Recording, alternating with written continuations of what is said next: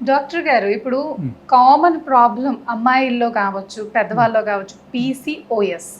దీనివల్ల weight gain అయిపోవటం, ఎంత తిన్నా తినాలనిపించడం, ఇర్రెగ్యులర్ పీరియడ్స్ వల్ల, లేకపోతే మంత్కి 2 పీరియడ్స్ వచ్చేస్తున్నాయి, బ్లడ్ లాస్ అవ్వటం, వీక్ అయిపోవటం. అంటే అమ్మాయి అంటే జనన ఉత్పత్తి, అమ్మాయి అంటే ఒక శిశువుకి ప్రాణాన్ని ఇవ్వాలి.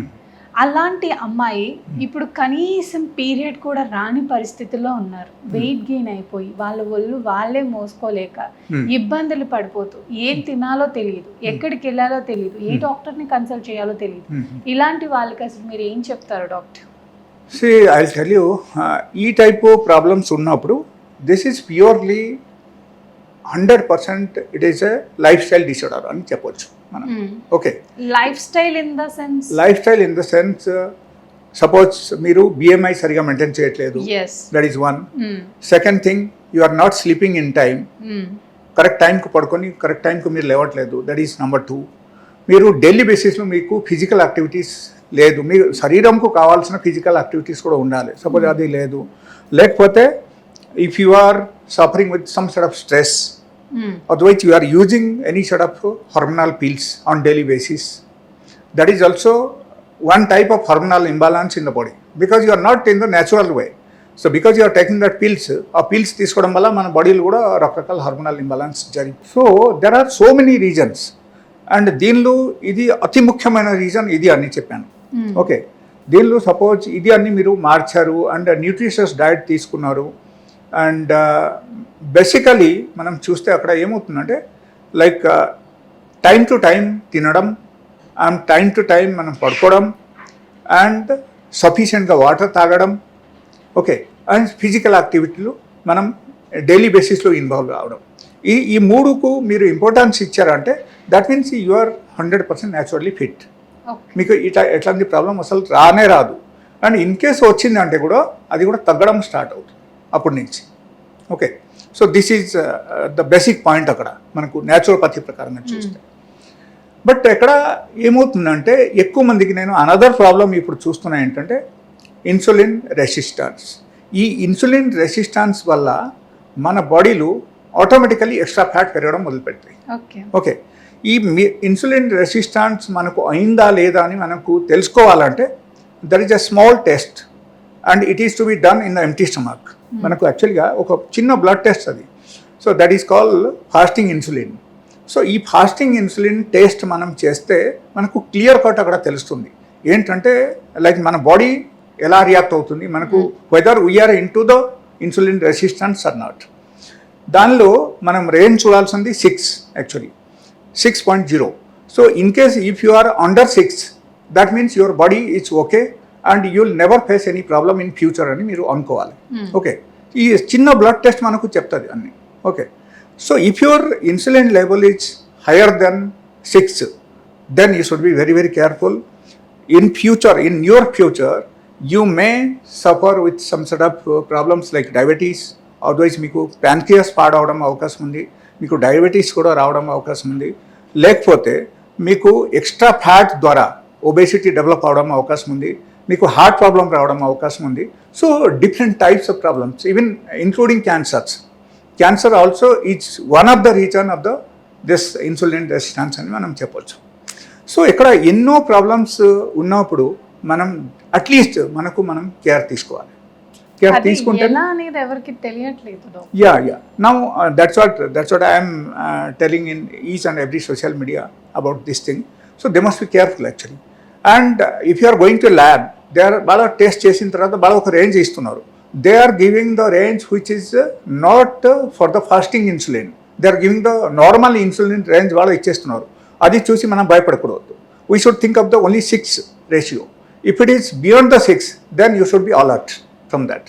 And that only creates the PCOD, PCOS in the specially in the ladies. ఓకేనా, ఈ PCOD, PCOS వచ్చేసిన తర్వాత the hormonal imbalance will be very very high in the body. అప్పటి నుంచి బాగా వచ్చేస్తాయి అన్నమాట. అండ్ PCOD, PCOS డెవలప్ అయితే మనకు unwanted hairs on the face, unwanted hairs in the arms and leg, and different types of pigmentation will take place in the skin, and different types of skin diseases will be taken place in the skin. So many different types of problems will raise. And if you are careful, suppose మీకు తెలిసిన తర్వాత మీరు insulin resistance పరంగా మీరు diet తీసుకున్నారు and diet తీసుకొని మీరు కరెక్ట్గా మీరు మెయింటైన్ చేశారు, లైఫ్ స్టైల్ కూడా మార్చారు, then without any medication all these problems will become normal without any medicines. Okay, so that is the only thing I want to tell. సో ఎవరైనా సరే ఈ టైపు ప్రాబ్లమ్స్తో సఫర్ అవుతున్నారంటే పీసీఓడి, పీసీఓఎస్ కానీ, లేకపోతే ఇన్సులిన్ రెసిస్టెన్స్ కానీ, లేకపోతే వాళ్ళకు due to the insulin resistance they are suffering with the diabetes, even దానికైనా సరే వాళ్ళకు ఇది diet pattern is very very important. And నేను చెప్పిన డయట్ ప్యాటర్న్ వాళ్ళు మెయింటైన్ చేశారంటే so they will be away from the insulin resistance. Okay, so దీని గురించి ఇప్పుడు అసలు విషయం ఏంటంటే how to maintain that sort of diet. Okay, first thing we have to see the BMI. Second thing we have to do on daily basis we have to do at least 1 hour exercise మన బాడీకి ఉండాలి. And అది ఎట్లా అంటే normal walk పనికి రాదు అక్కడ. If you are going for a normal walk అక్కడ పనికి రాదు. And third thing you will have to do fasting at least once in 15 days. 1 day without water. Okay, 1 day if you are staying without water, without food, then that is more than enough to cure the insulin resistance in the body within a month of time. ఒక నెలలో మీకు తగ్గుతుంది అన్నమాట. Okay, only 1 month. 1 monthలో మీకు result వచ్చేస్తాయి. Okay, that is one. Second thing you have to maintain 8 hours gap in our diet. You should take only 2 times diet. 2 పూట్ల అన్నం తినాలి. మీరు ఏదైనా తినండి. You eat whatever you want in the morning, whatever you want in the evening, no problem. But 2 పూటలు ఆహారం మాత్రం తీసుకోవాలి. అండ్ ఈ 2 పూట్ల ఆహారంలో 8 hours గ్యాప్ ఉండాలి. 8 hours gap in the sense పొద్దున ఒక పూట మీరు తినండి. సపోజ్ మీరు 9కు తినేశారు పొద్దున. Okay, you take full stomach food, there is no problem at all. ఆ తర్వాత 8 hours గ్యాప్ ఇవ్వండి. ఆ 8 hours గ్యాప్లో మీరు వాటర్ తీసుకోవచ్చు, కంప్లీట్గా ఫుల్లీగా వాటర్ తాగొచ్చు, no problem. But you should not take anything else in between that 8 hours gap. Okay, and second time diet మీరు నార్మల్ ఫుడ్ కూడా తీసుకోవచ్చు. And if you're taking fruits or vegetable salads that is much more helpful. And ఈ diet మీరు second time diet తీసుకున్నప్పుడు మీరు సూర్యాస్తకి ముందే తినాలి. Okay, so then only 5 or before 6.